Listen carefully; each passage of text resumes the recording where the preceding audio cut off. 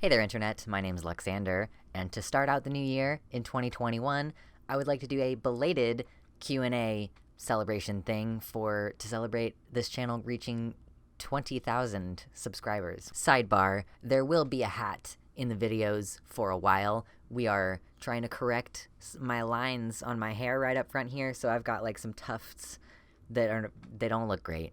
And they're not quite long enough for me to like slick back into the rest of it. So listen, there's just gonna be a hat for a while. I dropped a line on my Twitter for people to ask questions for a Q&A if they wanted to. So I have that up on my phone, and I intend to just go through them in no special or particular order. My friend Hitch asked, if you could meet any 3 people, living or dead, who would they be? I think I'm gonna stick with living people for this one.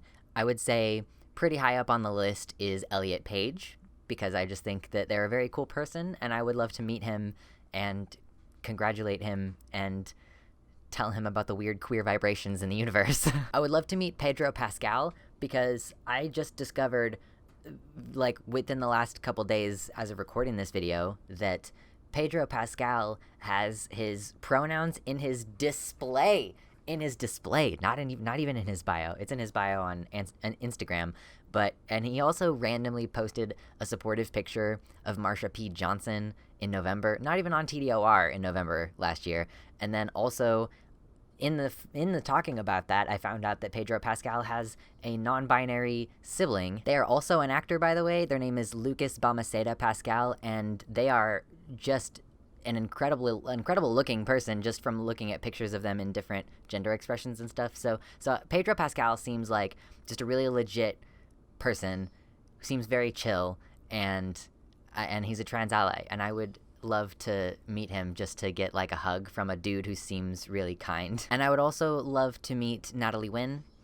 Just okay. I have nothing to say in defense of myself. No, but Natalie seems really cool, and I have always appreciated her videos, and I think that she would be an interesting person to have an opportunity to have a conversation with. It's about to be really obvious that I'm just doing these in order in which they're appearing on my phone, because this next one is, how do you feel about gender abolition as a concept? I'm gonna try to be brief here. Gender abolition is tricky because different people use it in different ways. Like, they mean different things when they say it. So when a TERF says that they want to abolish gender, what they typically mean is that they want to reduce everyone to their biological sex characteristics, disallow anyone from changing them, and define people exclusively by those things, and like not making any allowance for the experience of gender psychologically or neurologically is very different. So I just have to acknowledge that before I talk about gender abolition, to make it clear that when I discuss the idea, that is not what I mean to imply. The gender abolition concept that I have sort of been briefly familiarized with is this idea that there could be a society in which sometime in the future human beings don't care about gender. Like, you could transition, like you could start hormones, like no one would care, you could wear whatever you want. Like, there is a hypothetical utopian society, Star Trek version utopian society, where people just don't care, and maybe it's treated more like body dysmorphia. So maybe in this hypothetical future, it's normal for people to be on hormone blockers until they know for sure what they want to do. I think that's an interesting concept. I do think that it's so far outside the scope of what is possible within any of our lifetimes that I just don't think that it's worth thinking about most of the time.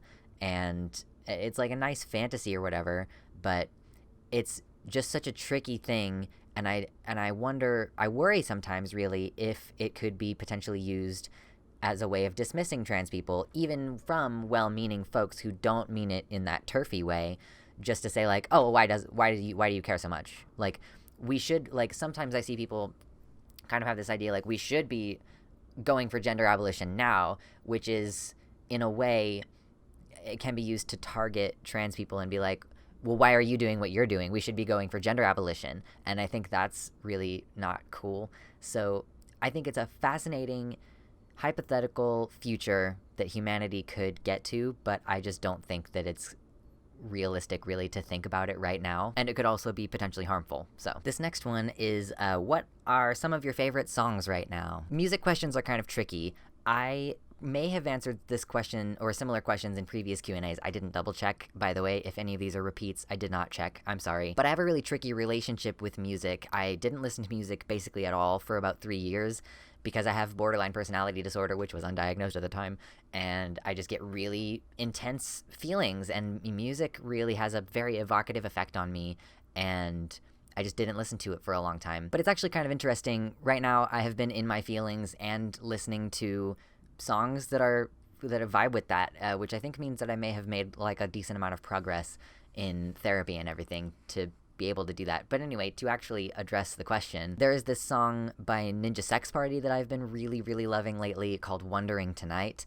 Ninja Sex Party is a like comedy sex music band with influences from the musical stylings of the 80s, and they're doing this thing sometimes where the song is very sincere in a way, but still funny. And so there's like an earnestness in Wondering Tonight that I just absolutely love. Like it's a sad, like evocative song, but the lyrics, imagining that this person is actually tore up about the things that he's singing about in the song, it just cracks me up, and I love it so much. I've also been listening a bit to like several times recently, Nobody Loves You Like Me by Jonathan Colton, which is a very intense song. And I've also been listening to this other song that is stuck in my head right now called Cross That Bridge by Home Free. It may be a cover by a different group, I'm not sure. But so Home Free is an a cappella group that does lots of cover songs. They do some original music, but it's a lot of cover songs, especially of country music. And so if you go into it, like, it's kind of a country vibe. But I like it because I can sing along with the baritone and the bass singers, and I just love the sound. So that's a song that has just, it's literally stuck in my head right now. This one is a twofer. What is your PC/filming setup? Also, Fave LGBT flag based purely on aesthetics. I guess usually at this point, people would typically show you their battle stations, but I've been severely depressed for a couple months and my desk is a wreck, so I'm not going to show you. But I have a PC that probably totaled about $1,200 in everything. I have a Ryzen processor and a Radeon video card, and that's kind of the main things about my computer. And I don't know, maybe an MSI motherboard. I don't actually remember. I use a blue Snowball Ice for my recording. I may be getting a new microphone at some point, not sure.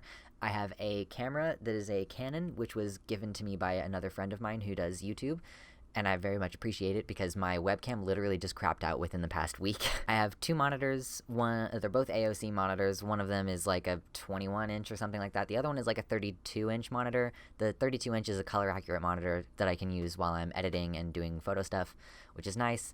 I need a bigger desk. So all of this is here. So like, here's where you are. Hello, it's you. This is where my camera is. This is where my microphone is. This whole thing right here is my desk. This is my primary monitor. This is my secondary monitor. I probably could have, sorry for kicking the desk, I probably could have a separate recording space, but at this time, this is just how things are right now. And that's the whole filming setup. And my favorite queer flag, my favorite LGBT flag based purely on aesthetics, I think I really like the lesbian flag. Like, it just looks really good. This person asks, what YouTube videos have you watched over and over again? I do rewatch video essays, definitely. I've rewatched a lot of ContraPoints videos. I have rewatched a lot of Ollie Thorne's videos because those are entertaining as well as being informative about whatever the material is, and it's engaging in a way that I'm like thinking, even if it's stuff that I've already been introduced to. I like those videos. I have also rewatched more times than I could count all of the Markiplier Makes videos on Markiplier's channel, where he will invite a couple friends to do a competition or whatever. Just little fun, silly shit, and I've rewatched those many times. This person asks, how do I get more involved in leftist politics? I'm definitely going to keep this one short because I don't necessarily know that I have a great answer. Most of my involvement in politics is online and through Twitter and through this medium on my YouTube channel. I would say it's good to learn, like it's good to educate yourself.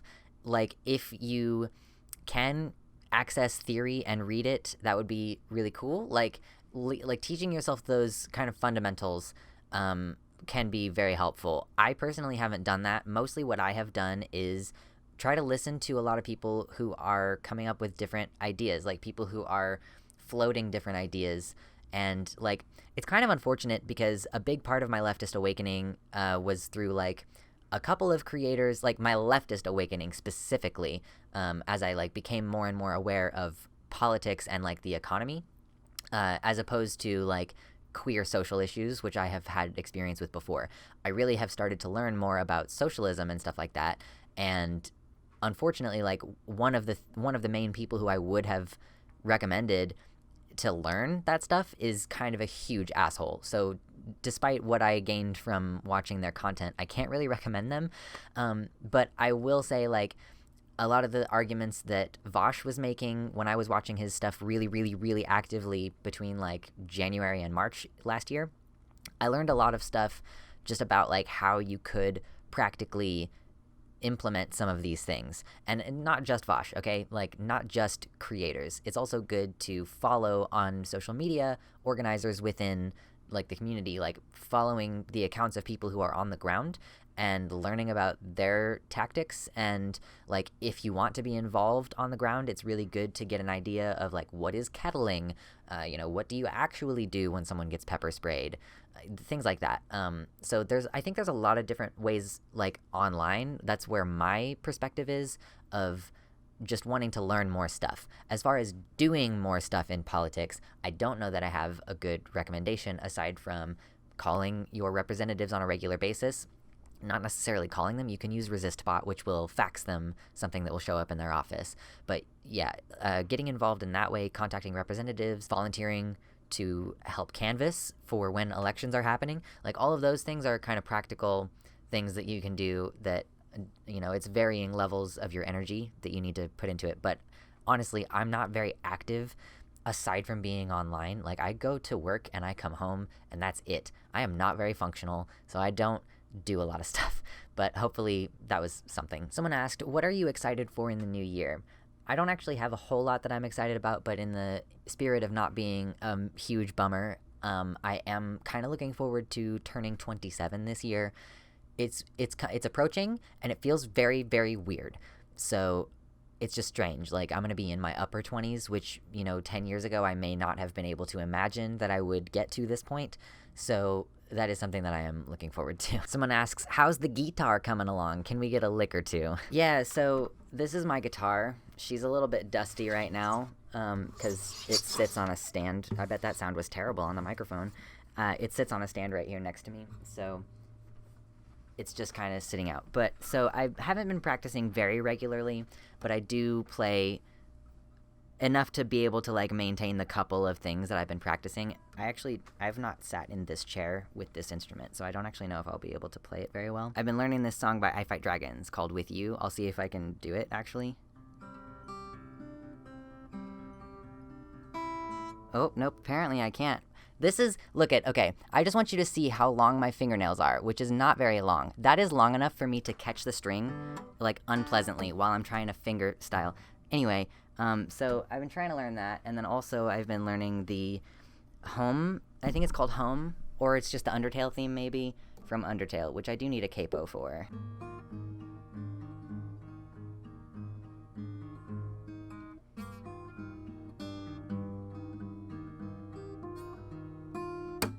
Anyway, somewhere in there might be... I just tried to play something for you for like fucking 3 minutes, and I'm really, really out of practice. Like, it's genuinely been maybe a month since I was... Or it's been more than a month since I was playing this regularly, so I'm actually feeling really upset and frustrated now.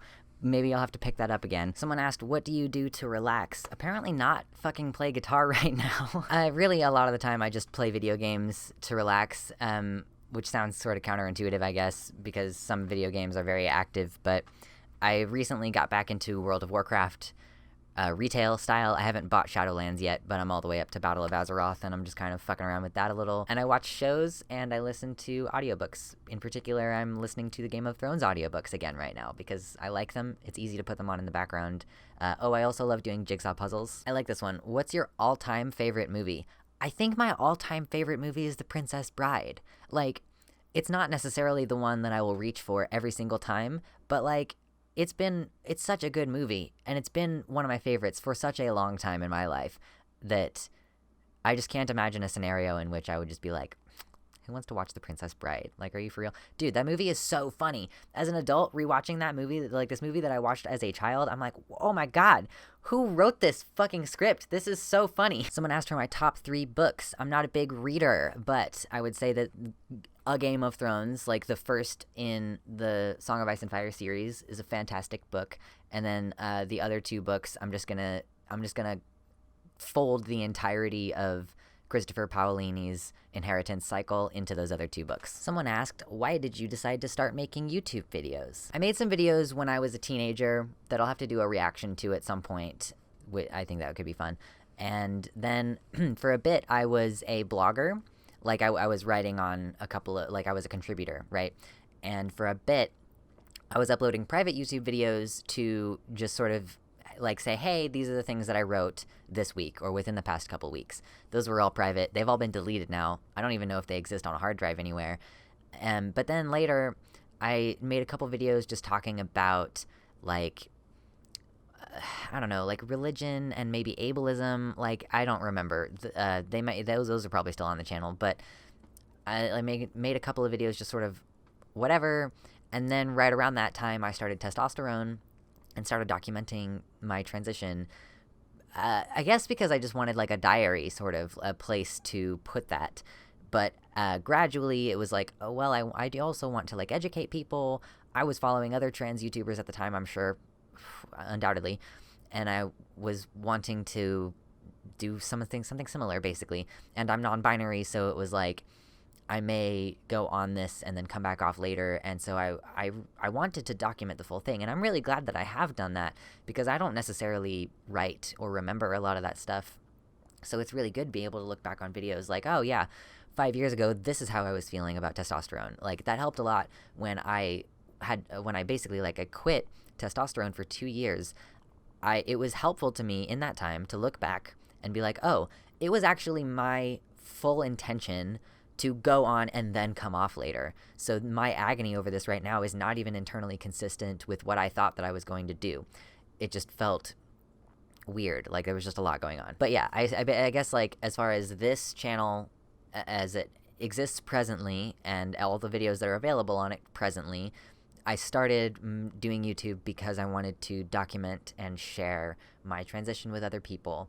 And I don't necessarily do that as much now, for reasons that I'm going to record that video next, okay? Teaser. I'm talking about Calvin. But it is still important to me to be able to show an example. Like, this is one of the ways that you can be trans. It doesn't have to look exactly the same. Like, because my journey is so different from a binary transition, that's why I want it out there, so that people can know that they don't have to do all of these things that we're kind of telling them they have to do in order to be valid as trans, but also to not be afraid to do something because it might not be perfect, I guess. I don't know. There's a lot that goes into it. This person is lightning round. What are some things that help you stay productive and healthy? I don't.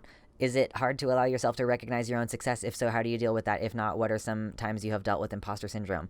I do have a hard time allowing myself to recognize my own success. One of the things that I've talked about in therapy before is that, like, it is a hugely a positive contributor to my self-esteem that I do this work that allows me to help people, that people comment on my videos and say like, wow, I didn't know that you could do this or anything like that. So I just don't often think about it. I minimize in my own mind the effect that I have on other people, even though it's positive. I don't necessarily deal with imposter syndrome though, because I don't feel like I'm in a position where I have not earned anything. Like, I have just such a tiny channel. Like, even a lot of the transmasculine people who I've recently discovered have much larger, not much, but like twice the size of my channel, which is weird to me. But anyway, how do you take your coffee/tea? I like coffee. Most of the time it's just flavored coffee creamer and then my Dunkin' Donuts brand coffee grounds, which I buy. I'm off caffeine right now for the most part. This is a decaf, but I also like mochas. They're very tasty. I don't really drink tea very often though. I typically drink it plain because I like fruit, like raspberry tea, stuff like that. And this is going to be the last one. Do you have any particular favorite colors that are on your LGBTQ or your LGBT plus flags?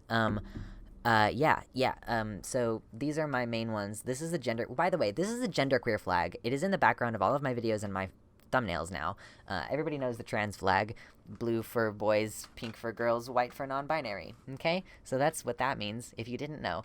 And then this flag is the genderqueer flag. It used to be kind of an umbrella non-binary flag, but then that changed. So basically, I love this purple. Like, I think it could be more saturated, but I do love this purple. I don't think that this is my color on this. Like, this is the agender color. This is for people who have no gender. And I don't remember which one of these two is, like, people who have a gender that is a combination of genders or have a gender that is outside of the I think this one. This one is the mixture of genders, which is not how I feel about my gender. This is the one that's actually representative of me, but I love purple. I'm just blah, blah, blah. Anyway, so this is my main flags, and this is the color that I like a lot, so there you go. Thank you everybody so much for watching. Thank you to my Twitter followers for your questions, especially because this originally came about because I was posting like, I thought about doing a 2K, 20K Q&A, but I don't feel like anybody cares. I'm sorry. But I appreciate your interest. If you're watching this video, thank you for being interested in like getting to know me a little bit better. I hope that you enjoyed some of these questions. A lot of them were pretty random. That's going to be all for me today, though. Leave me pretty analytics and comments to read if you would like to. You can subscribe. You could ring the bell to notifications. You could PayPal for tipping or Patreon for recurrent donations. And I hope you have an okay day. Bye. Happy New Year, and thank you to all of my patrons as we enter 2021. I want to especially shout out Sean, R. Halverson, Frozen Summers, Michelle Winter, Suzanne Maynard, Wellington Marcus, Sarah A., Andrew Kenny, Amanda B., Elizabeth Bartell, Mr. Atheist, and Athiet.